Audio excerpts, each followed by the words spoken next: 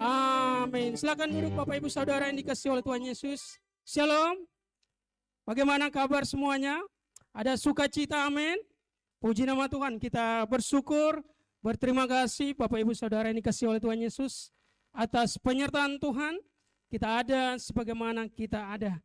Dan kita bersyukur kepada Tuhan bahwa kita diberi kesempatan untuk mendengar kebenaran firman Tuhan di hari ini.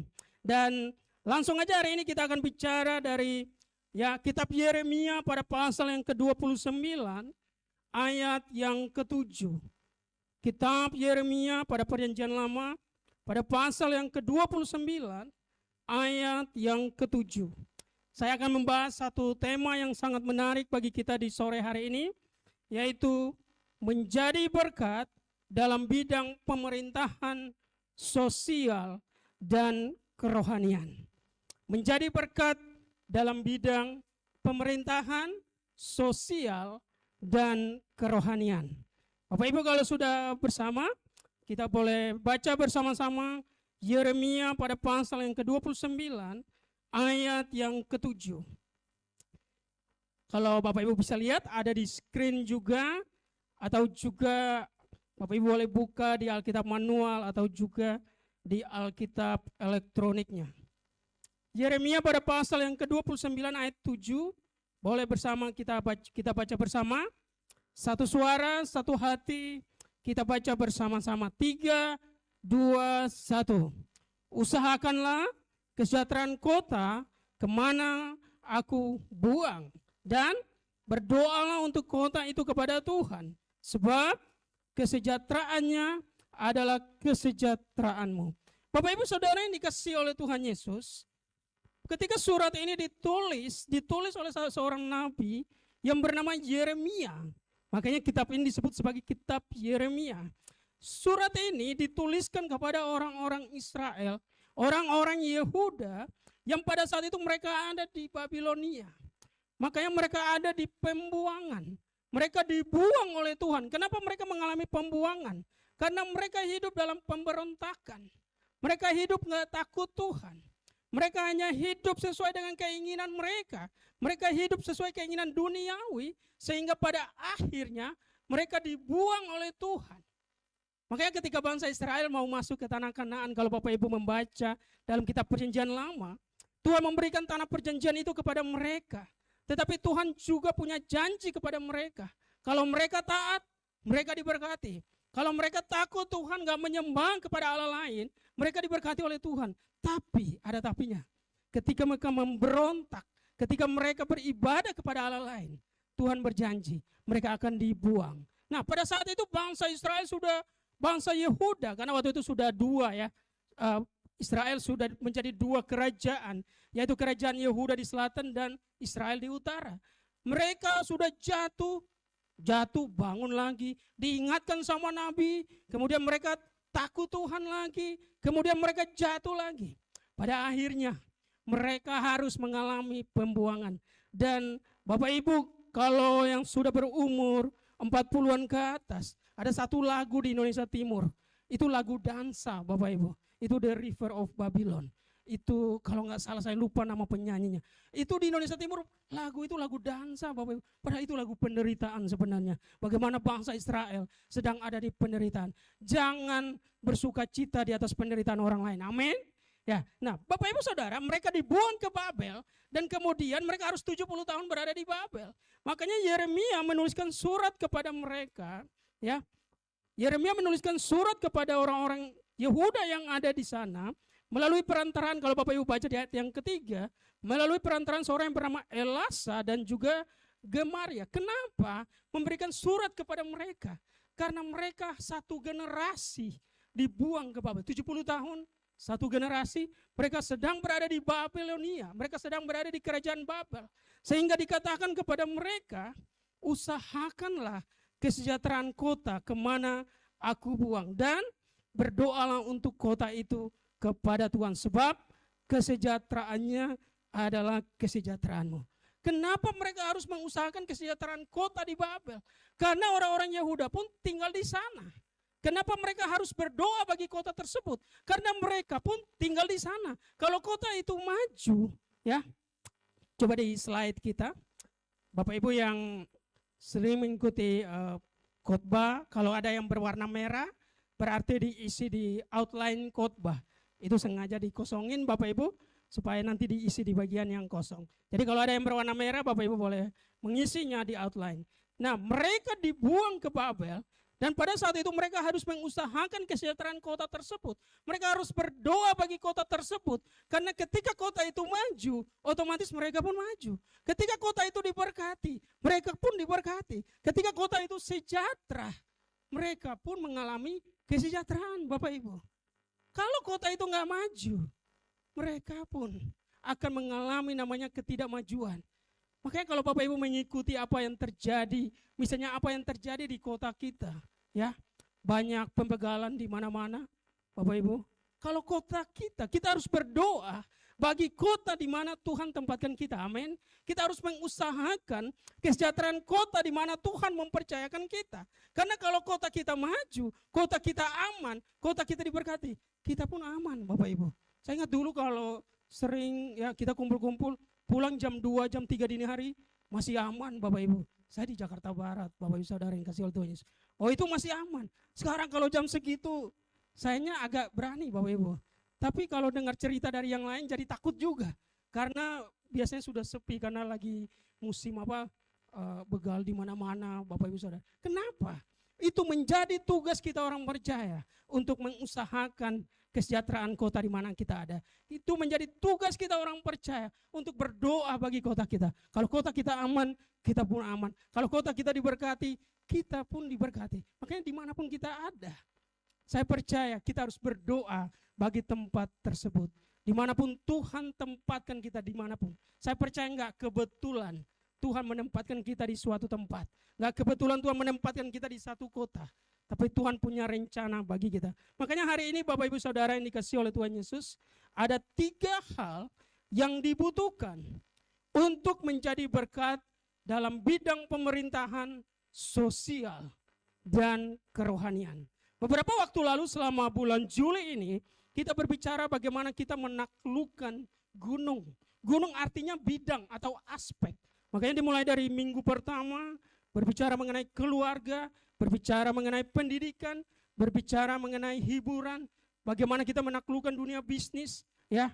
Orang percaya kalau berbisnis, ya, dia andalkan Tuhan. Amin. Bagaimana orang percaya dalam bidang seni, dan hari ini dalam yang bagian yang terakhir, bagaimana kita menaklukkan bidang pemerintahan, sosial, dan juga kerohanian. Dan yang pertama, Bapak Ibu Saudara yang dikasihi oleh Tuhan Yesus, ada 3 hal ya yang dibutuhkan untuk menjadi berkat dalam bidang pemerintahan, sosial, dan kerohanian. Yang pertama, bidang pemerintahan membutuhkan orang yang benar di dalam sistem. Bidang pemerintahan membutuhkan orang yang benar di dalam sistem. Coba kita buka Kejadian pada pasal yang ke-41, ayat yang ke-41. Kejadian pada pasal yang ke-41 ayat yang ke-41 dikatakan begini. Selanjutnya Firaun berkata kepada Yusuf, dengan ini aku melantik engkau menjadi kuasa atas seluruh tanah Mesir. Coba di slide-nya oleh ya, Ibu media kita. Ya, bagian yang kedua. Selanjutnya Firaun berkata kepada Yusuf, dengan ini aku melantik engkau menjadi kuasa atas seluruh tanah Mesir. Bapak Ibu Saudara yang dikasihi oleh Tuhan Yesus, untuk menaklukkan bidang pemerintahan yang pada saat itu sedang mengalami namanya sedang terjadi krisis. Yusuf diberi tugas untuk memberi makan satu kota, satu negara Mesir. Bukan cuma MBG Bapak Ibu. Bukan cuma MBG. MBG kan anak sekolah. Tapi Yusuf diberi tugas oleh Firaun menjadi orang nomor 2 untuk memberi makan seluruh tanah Mesir, bahkan juga bagi orang-orang yang mungkin nanti mencari makanan ke Mesir. Jadi posisi Yusuf itu posisi yang sangat luar biasa. Posisi Yusuf, kedudukan Yusuf adalah kedudukan yang sangat, mau dibilang, kalau orang-orang selalu katakan Bapak Ibu, bukan lahan basah lagi, tapi lahan banjir Bapak Ibu. Tsunami. Kenapa? Orang nomor 2 di bawah di bawah Firaun. Ini Firaunnya baik Bapak Ibu. Jangan sampai Bapak Ibu berpikir Firaun itu nggak selalu baik. Firaun yang ini sangat baik. Kenapa? Dia memberikan kepercayaan kepada orang yang benar-benar punya hikmat. Dia memberikan kepercayaan pejabat sebagai pejabat itu adalah orang benar, dia punya kuasa, dia punya kualitas Bapak Ibu. Tujuannya untuk menaklukkan krisis bahan makanan yang akan terjadi. Nah, kita melihat di sini. Kalau Bapak Ibu mengikuti dari zaman dahulu, berarti Yusuf ini dia merangkap kepala Bulog. Dulu Bapak Ibu pasti paham. Zaman dulu Pak, Bulog, badan urusan logistik. Ya, Yusuf dia terlibat, dia harus berusaha dengan kuasa Tuhan untuk biar di daerah lain ada krisis pangan, di Mesir ada kelimpahan. Bapak Ibu Saudara yang dikasih oleh Tuhan Yesus. Nah, apa yang terjadi? Yusuf harus melakukan berbagai hal. Yusuf disertai oleh Tuhan supaya dia bisa berkuasa dengan baik. Ingat baik, orang yang punya kuasa, orang yang punya kedudukan, dia punya kuasa Bapak Ibu. Orang punya posisi, dia punya kuasa. Orang punya jabatan, dia punya kuasa. Kalau kuasanya, jabatannya, otoritasnya nggak dipakai dengan baik, Bapak Ibu Saudara yang dikasih oleh Tuhan Yesus, kuasanya dipakai, otoritasnya dipakai bukan untuk tujuan Tuhan, itu bisa mencelakakan. Tetapi dengar baik, Yusuf dia memakai kuasanya, dia memakai otoritasnya, dia memakai kedudukannya untuk melakukan sesuatu yang berbeda. Bahwa di daerah lain boleh terjadi krisis, tetapi di bawah kepemimpinan Yusuf yang penuh kuasa Roh Kudus, kita tahu ada bahan makanan di Mesir. Dengar baik Bapak Ibu Saudara yang dikasih oleh Tuhan Yesus. Orang-orang yang terlibat dalam bidang pemerintahan, ya, mungkin hari-hari ini ada anak-anak muda yang mungkin ke depan terlibat dalam bidang pemerintahan. Dengar baik, jangan ketika sudah masuk, makanya di slide berikutnya dikatakan begini, orang percaya tetap memiliki integritas ketika dipercayakan dalam sistem dan birokrasi pemerintahan. Orang percaya tetap memiliki integritas ketika dipercayakan dalam sistem dan birokrasi pemerintahan. Makanya kalau anak Tuhan dipercaya jadi pemimpin Bapak Ibu, itu berbeda. Karena yang dia lakukan, bahwa dia memakai kedudukan tersebut untuk menjadi berkat bagi banyak orang. Dia enggak memakai kedudukan itu untuk mendapatkan kekayaan. Dia enggak memakai jabatan itu untuk melakukan korupsi. Dia enggak memakai jabatan itu atau posisi itu untuk menghancurkan orang lain. Tetapi karena dia sebagai anak Tuhan, dia pakai jabatan itu untuk menjadi berkat bagi banyak orang. Makanya anak-anak Tuhan yang ditempatkan di bidang pemerintahan, dengar baik, tetap berintegritas. Orang lain boleh korupsi, anak Tuhan yang ada di pemerintahan, dia tetap berintegritas, dia tetap mengikuti apa maunya Tuhan, dia tetap tegak lurus. Bapak Ibu Saudara yang dikasih oleh Tuhan Yesus, dia tetap mengikuti kebenaran. Karena Yusuf waktu jadi pejabat di Mesir, Bapak Ibu, dengar baik, di Mesir semuanya berhala. Hanya Yusuf, istri dan anak-anaknya yang takut Tuhan. Tapi apakah Yusuf ikut-ikutan? Yusuf nggak ikut-ikutan. Walaupun semua orang dalam sistem pemerintahan penyembahan berhala, tapi Yusuf tetap takut akan Tuhan. Artinya orang yang berada dalam pemerintahan atau mungkin ke depan yang sedang menapaki jejak, yang sedang nanti Tuhan akan bawa ke pemerintahan, dengar baik, pakai posisi untuk menjadi berkat bagi banyak orang. Jangan salahkan sistem, jangan salahkan birokrasi. Tetapi ketika anak Tuhan masuk, ya, bukan untuk mengganti sistem, tetapi dia berbeda dengan banyak orang. Dia akan tetap mengikuti aturan, dia akan tetap takut akan Tuhan. Yusuf walaupun dia sendiri yang takut Tuhan, tapi dia enggak terpengaruh dengan orang lain, Bapak Ibu. Jadi kita enggak punya alasan, Pak, yang ini kan juga korupsi. Saya juga ikut korupsi, Pak. Pak, dari 100 orang hanya saya loh, Pak, yang enggak ada dikasih uang tipnya, Pak. Tetap Bapak Ibu Saudara yang dikasih oleh Tuhan Yesus. Memang enggak mudah. Kalau kita masuk dalam sistem atau bukan berarti negara kita sistemnya enggak baik. Baik Bapak Ibu Saudara yang dikasih oleh Tuhan Yesus. Tetapi anak Tuhan ketika dipercayakan ke dalam, dia akan lebih melakukan lagi yang terbaik. Supaya apa yang dia lakukan itu bisa menjadi berkat bagi banyak orang. Makanya Bapak Ibu kalau baca, coba Daniel pada pasal yang pertama ayat yang ke-8. Daniel pada pasal yang pertama ayat yang ke-8 yang ada di slide kita juga, dikatakan begini. Daniel berketetapan untuk tidak menajiskan dirinya dengan santapan raja dan dengan anggur yang biasa diminum raja. Dimintanya kepada pemimpin pegawai istana itu supaya ia tak usah menajiskan dirinya. Coba di slide kita, saya juga ada catat di slide kita, dikatakan Daniel ya berketetapan untuk tidak menajiskan dirinya. Daniel berada di dalam sesuatu yang sistem yang enggak baik Bapak Ibu Saudara secara duniawi. Daniel berada di dalam pemerintahan yang melegalkan kenajisan, makanan berhala, ya, minuman mabuk. Tetapi apa yang dilakukan oleh Daniel? Dia tetap takut akan Tuhan. Dia tetap, walaupun semua orang gak takut Tuhan, Daniel dan 3 kawannya dan kawan-kawannya, mereka tetap takut, mereka gak mau menajiskan dirinya atau masuk.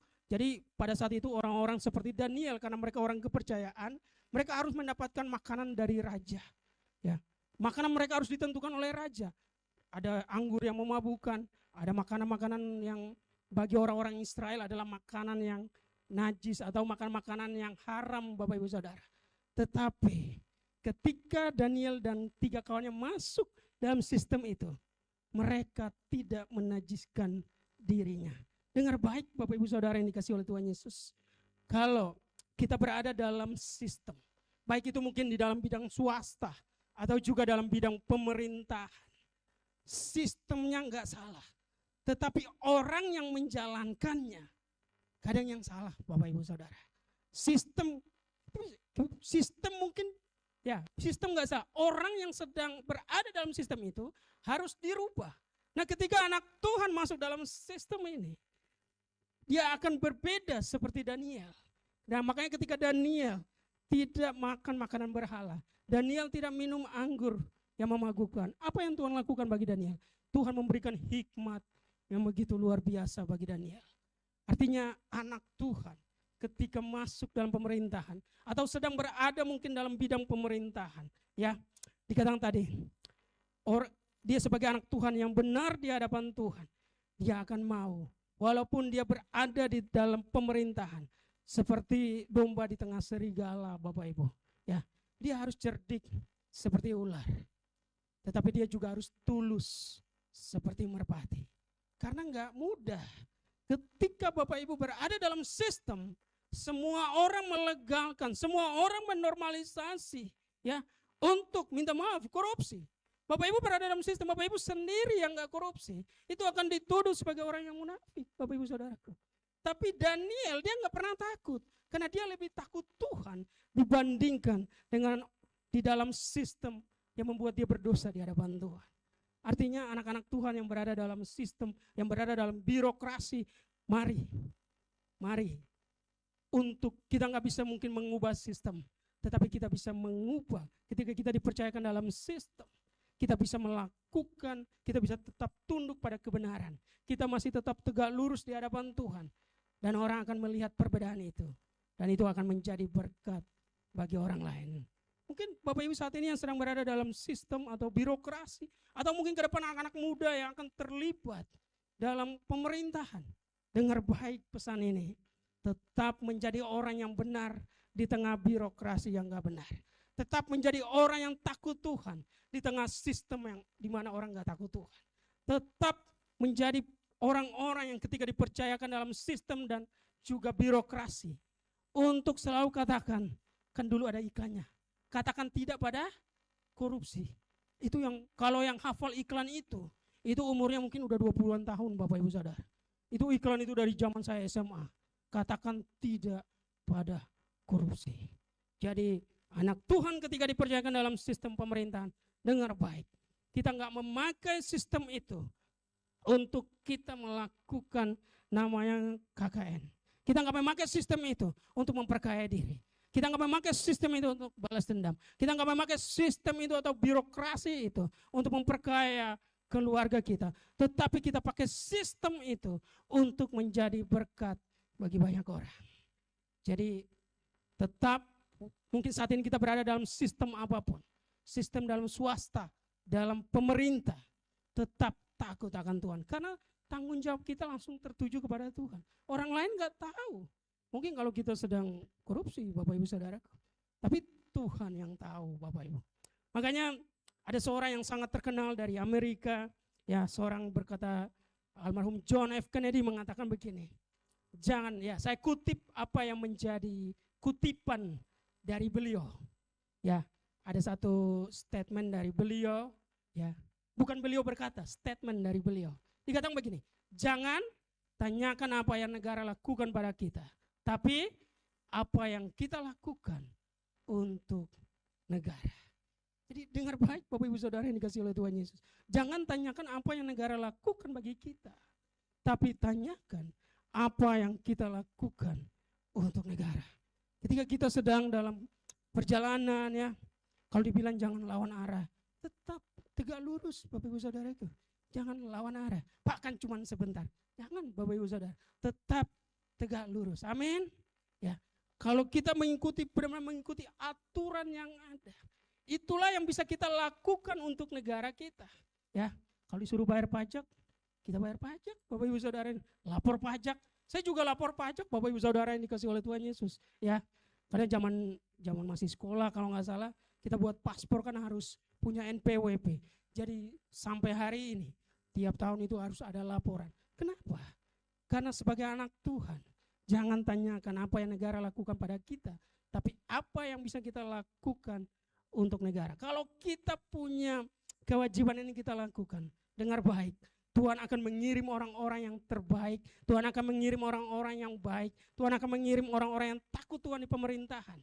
Dan pada akhirnya negara kita mengalami kemajuan. Baik, kalau Bapak Ibu dengar baik, beberapa tahun lalu ada satu tagline dari negara kita, menuju Indonesia emas. Tahun berapa Bapak Ibu? Ada yang masih ingat? 2045. Makanya anak-anak muda yang ada hari ini, 2045 itu masa jaya mereka. Ya, 2000. Kita masih hidup Bapak Ibu Saudara, amin. Jangan putus asa, jangan menyerah Bapak Ibu. Jangan langsung, aduh Pak, masih lama ini, 19 tahun lagi kalau nggak salah ya. Ya, walaupun sudah opa-oma Bapak Ibu Saudara yang dikasih oleh Tuhan Yesus. Makanya hari ini persiapkan diri dengan baik. Anak-anak muda atau semua kita, persiapkan diri dengan baik, sekolah yang baik, ya, taat sama Tuhan. Maka pada saat Indonesia emas itu, Tuhan akan mengangkat anak-anak muda akan lebih tinggi lagi. Karena kita nggak tahu apa yang terjadi di 2045. Tapi kita mulai persiapkan diri dari sekarang. Karena waktu itu cepat Bapak Ibu Saudara. Bentar lagi kita Natal Bapak Ibu Saudara yang dikasih oleh Tuhan Yesus. Ini besok kita masuk di Agustus ya. 4 bulan lagi kita Natal. Saya beberapa waktu lalu nonton final Piala Dunia. Tim saya menang Bapak Ibu Saudara. Ya luar biasa. Ya. Dan kemudian setelah itu saya buka TikTok muncul lagu Natal. Saya bentar lagi ya sebentar. Kita tidur bangun bentar lagi kita masuk Natal Bapak Ibu. Jadi mari persiapkan diri dengan baik. Ya, anak-anak muda belajar yang giat, ya. Tetap ikut apa maunya Tuhan. Tetap takut Tuhan. Jaga pergaulan. Maka di 2045 nanti di Indonesia emas. Kenapa? Karena Indonesia 100 tahun kemerdekaan. Kita nggak tahu Tuhan akan mengangkat lebih tinggi. Tapi kalau sudah masuk di sistem dengar baik, khotbah hari ini tetap takut akan Tuhan. Jangan salahkan sistem, tapi tetap takut akan Tuhan, tetap hidup benar di hadapan Tuhan, tetap ikuti apa yang negara berikan, apa yang menjadi aturan dari negara kita. Jangan korupsi, tetap ikuti apa maunya Tuhan, supaya nanti menjadi orang-orang hebat yang luar biasa. Kita nggak tahu dari gereja ini akan muncul orang-orang hebat yang sedang Tuhan persiapkan. Amin. Maka untuk mencapai itu, ada seorang yang terkenal mengatakan begini, Tuhan akan memakai orang-orang yang siap. Jadi persiapkan diri dengan baik, belajar dengan baik, ya, sekolah dengan baik, kuliah dengan baik. Maka ketika hari-hari ini yang berumur 20 tahun, 19 tahun lagi berumur 39. Oh, seperti saya Bapak Ibu Saudara, dikasih oleh Tuhan Yesus. 2045 nanti, itu akan sampai pada masa puncaknya. Tuhan akan mengangkat. Amin. Makanya dikatakan begini, jadi itu adalah bidang pemerintahan. Bagaimana anak Tuhan dipercayakan oleh Tuhan untuk masuk dalam sistem dan juga masuk dalam birokrasi dan menjadi orang benar. Walaupun semua orang gak benar, dia tetap benar di hadapan Tuhan. Dan yang kedua adalah bidang sosial.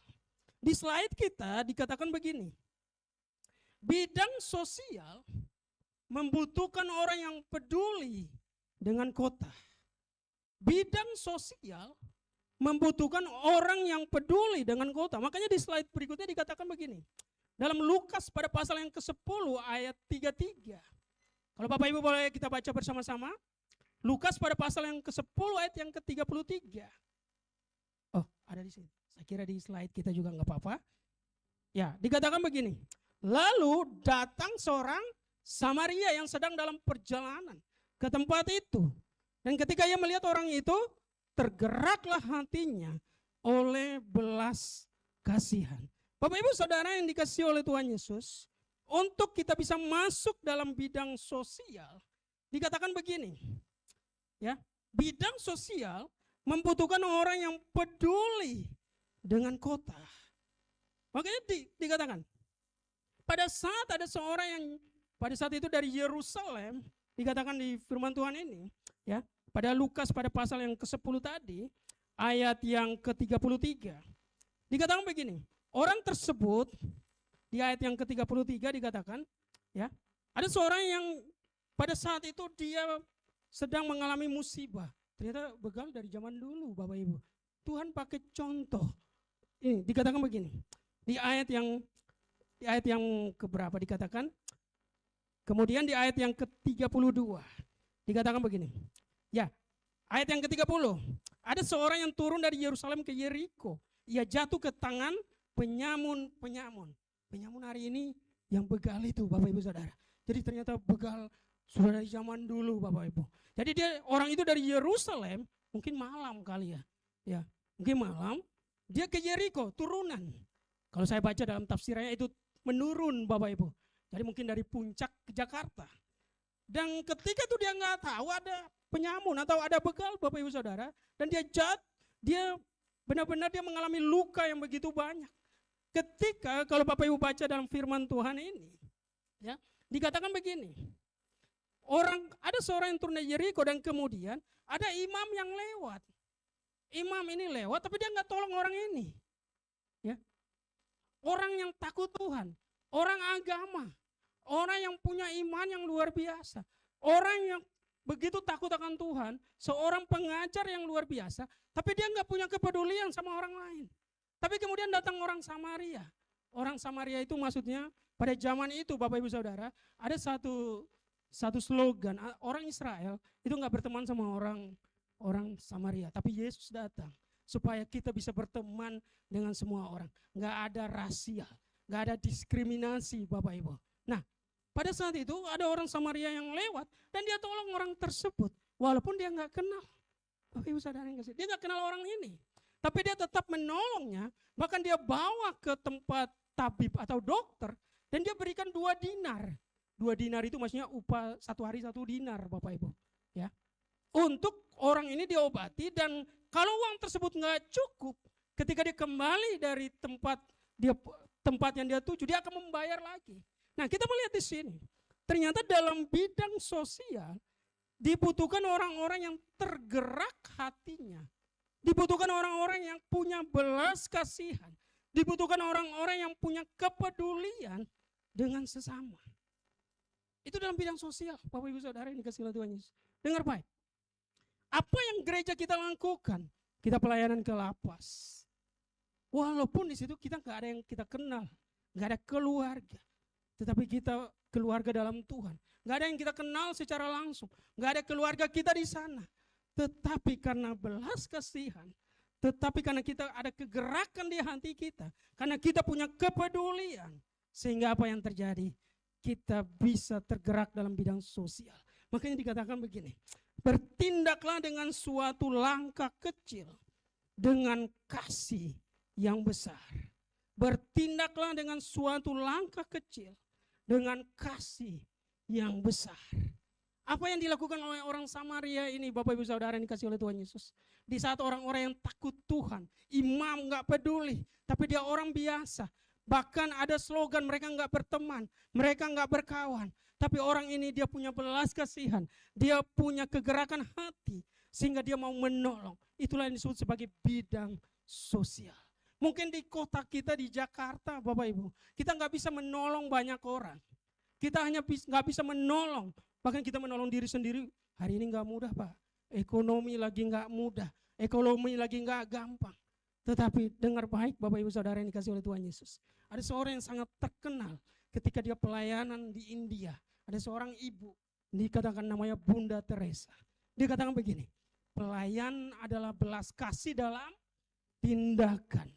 Jika tidak bisa memberi makan 100 orang, beri makan 1 orang. Jadi Bapak Ibu Saudara yang dikasih oleh Tuhan Yesus, dalam bidang sosial kita harus punya satu tindakan nyata yang harus kita lakukan. Mungkin Pak, saya nggak bisa memberi makan 10 orang, 20 orang. Tapi Bapak Ibu Saudara yang dikasih oleh Tuhan, kita bisa peduli dengan 1 orang yang mungkin Tuhan sedang gerakkan hati kita untuk kita menolong Bapak Ibu Saudara. Dan mungkin ketika kita menolong orang tersebut, kita bisa membuatnya untuk tidak melakukan kejahatan. Ketika kita menolongnya, orang tersebut nggak akan buat tindakan begal atau dia nggak melakukan kejahatan, pembegalan di mana-mana. Kenapa?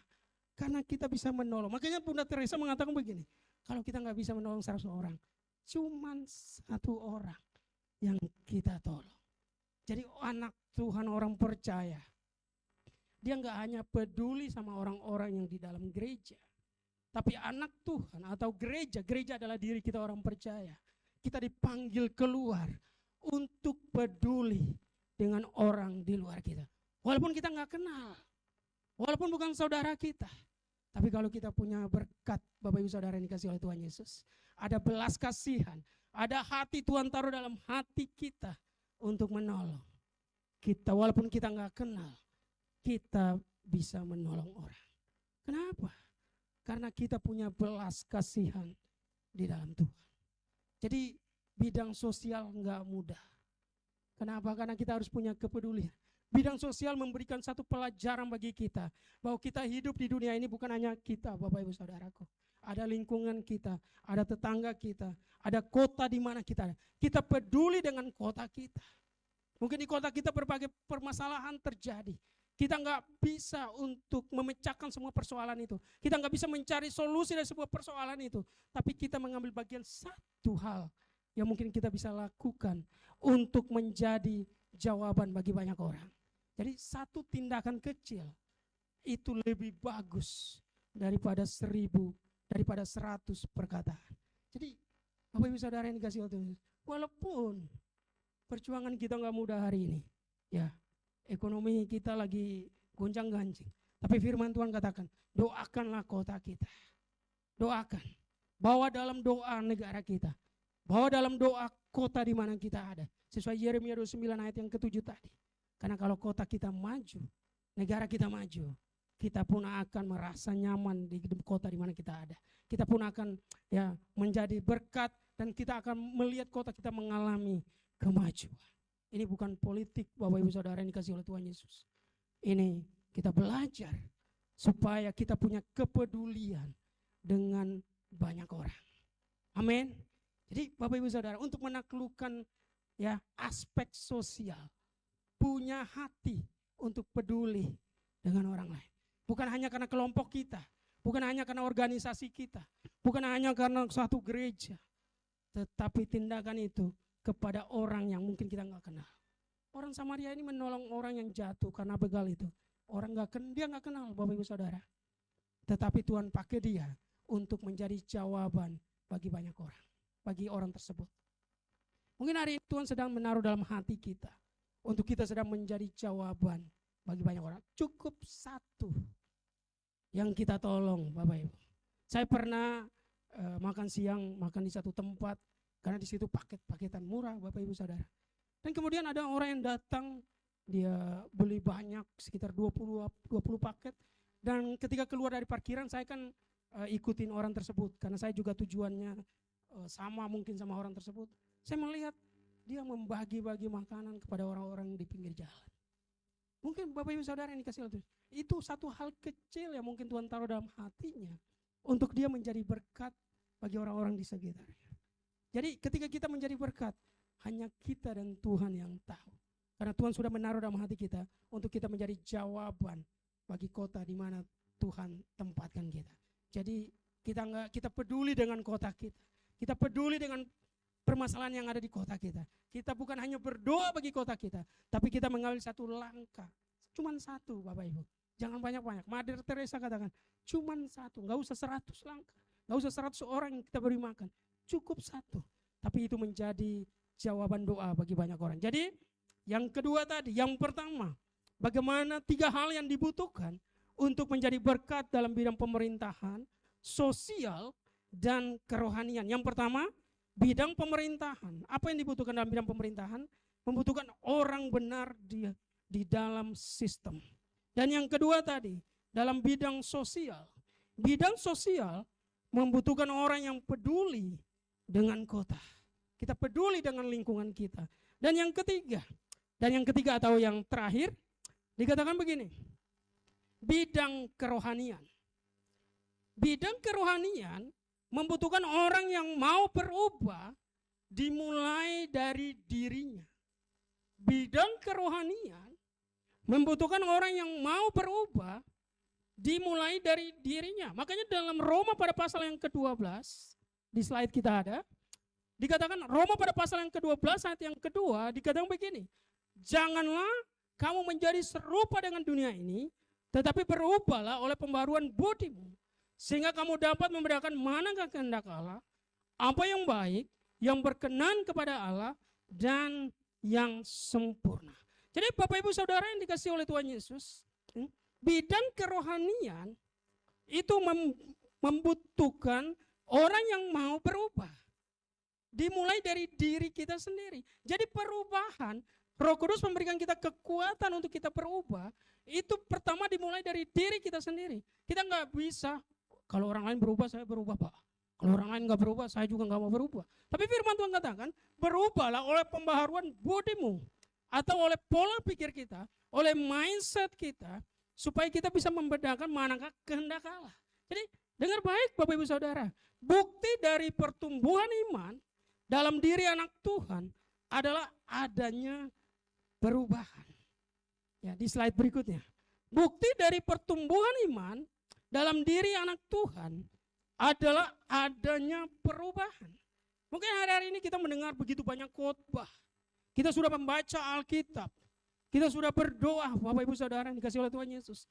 Tetapi Tuhan mau kita bukan hanya melakukan itu, tetapi ketika kita mendengar firman Tuhan, ketika kita membaca Alkitab, ketika kita berdoa, Tuhan mau ada satu tindakan dalam diri kita untuk kita bisa mengalami perubahan. Jangan sampai Bapak Ibu Saudara, dari dahulu, sekarang, seumur hidup, kita nggak pernah berubah. Padahal Tuhan mau anak Tuhan itu mengalami namanya pertumbuhan, perubahan. Karena ketika orang berubah, dia pasti mengalami pertumbuhan. Mungkin dulunya kita orang yang susah memaafkan orang lain. Tuhan katakan berubahlah oleh mindset kita, mindset duniawi kita. Kita susah memaafkan orang lain. Hari ini ada pertumbuhan dalam diri kita, ada perubahan dalam diri kita, sehingga kita bisa mengampuni orang lain. Dulu kita susah mengampuni orang lain. Dulu kita adalah orang ya yang cepat meledak, Bapak Ibu Saudara yang dikasihi oleh Tuhan Yesus. Tetapi ketika ada pertumbuhan iman, kita mulai ada perubahan dalam diri kita. Ketika kita pulang gereja, orang melihat orang ini ada perubahan. Ya, bukan hanya ke gereja, tapi ada perubahan, Bapak Ibu Saudara. Jadi bukan seberapa banyak kita gereja. Gereja penting, Bapak Ibu. Tiap minggu ya, Bapak Ibu Saudara. Walaupun nggak ada absensinya di sini ya, nggak ada absensinya. Tetapi gereja penting, ibadah penting. Tapi paling penting di atas itu adalah adanya pertumbuhan. Pertumbuhan terjadi kalau ada perubahan dalam kehidupan kita. Makanya kita bisa menilai diri kita, Bapak Ibu Saudara, yang dikasih oleh Tuhan Yesus. Ya, saya pernah satu waktu saya lagi nyetir, Bapak Ibu, jalan kecil. Tiba-tiba ada motor yang lewat. Saya rem agak benar, motornya benarin parkiran, Bapak. Jadi dia benarin parkir di pinggir jalan, ya. Jadi dia nggak menyalakan. Jadi saya nggak lihat lampunya. Ya, tapi kalau orang yang katanya orang yang bawa mobil dia harus matanya harus kayak kamera 360, Bapak. Bapak Ibu ingat kamera 360? Dia bisa scanning kemana-mana. Pas saya lihat saya rem, mobil belakang saya langsung klakson, Bapak Ibu. Nah, habis itu selesai, saya nggak nabrak motor tersebut. Saya lewat aja dan karena ada blind spot, ada kaca atau cermin, saya klakson 2 kali karena kan takutnya ada tabrakan. Saya nggak tahu, tiba-tiba mobil belakang klakson saya. Saya nggak tahu, Bapak Ibu. Saya kira saya lagi tabrak orang. Dan ketika saya melewati tempat tersebut, ternyata mobil itu kejar saya, Bapak Ibu. Kemudian karena dia klakson ya, saya sen kiri, saya berhenti. Terus dia pepetin mobilnya ke saya, dia buka kaca, saya buka kaca. Kita lihat-liatin, Bapak Ibu. Terus dia bilang, Pak jangan rem mendadak. Terus saya, hah? Tiba-tiba dia tutup kaca, Bapak Ibu Saudara, yang dikasih. Saya kira dia marah, tunjuk-tunjuk. Tapi saya belajar dari sebuah psikologi mengatakan begini. Ketika kita dalam situasi begitu, orang sedang memprovokasi kita, Bapak Ibu. 5 detik pertama itu menentukan. Respon kita di 5 detik pertama itu menentukan. Kalau kita langsung meledak, ya viral, Bapak Ibu Saudara, yang dikasih oleh Tuhan Yesus. Ya, tapi saya ingat saya pernah baca quote tersebut. 5 detik pertama itu menentukan langkah kita. Saya bilang, hah? Karena saya rasa saya menghindari objek yang ada di depan saya. Dan kemudian dia jalan tutup kaca. Saya nggak tahu dia kenal saya, tapi saya nggak kenal orangnya juga, Bapak Ibu Saudara.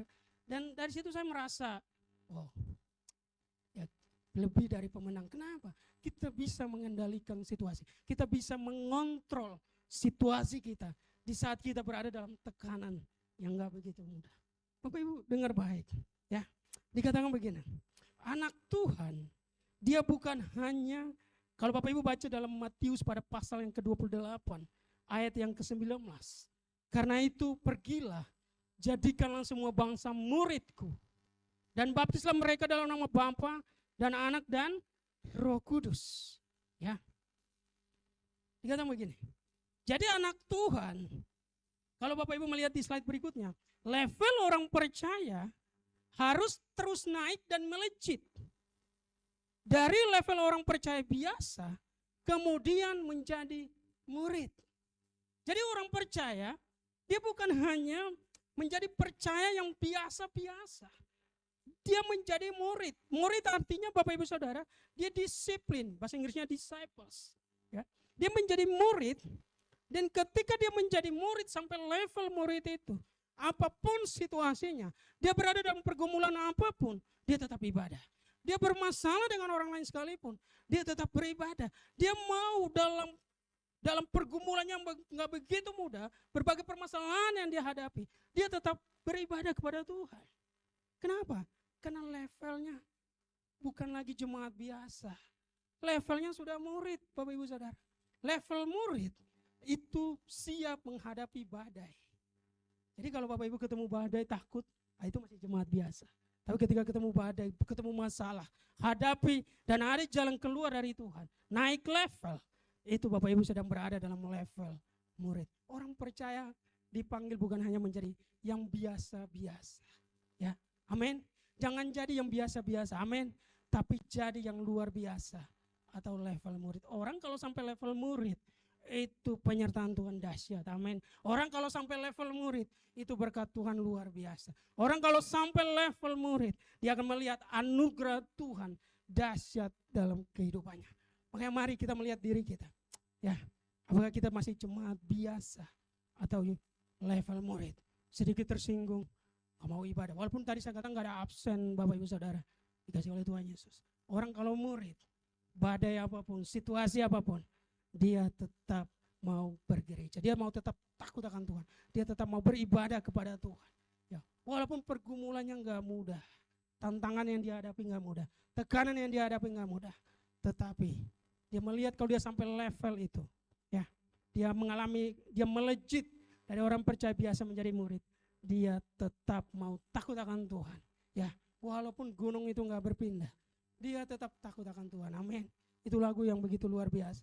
Jadi doanya belum dijawab Tuhan sekalipun, dia tetap takut akan Tuhan. Amin. Kita sampai di kesimpulan kita baca bersama. Ya, Bapak Ibu kalau bisa melihat di depan, kita boleh membaca bersama-sama. Penutup atau kesimpulan dikatakan, bidang pemerintahan membutuhkan orang benar di dalam sistem. Bidang sosial membutuhkan orang yang peduli dengan kota. Bidang kerohanian membutuhkan orang yang mau berubah, dimulai dari dirinya. Kiranya Bapak Ibu Saudara yang kasih oleh Tuhan Yesus, 3 aspek ini, 3 hal ini yang sudah kita bahas bersama menjadi berkat bagi kita. Kalau kita lakukan, kita akan mengalami kemenangan bersama dengan Tuhan.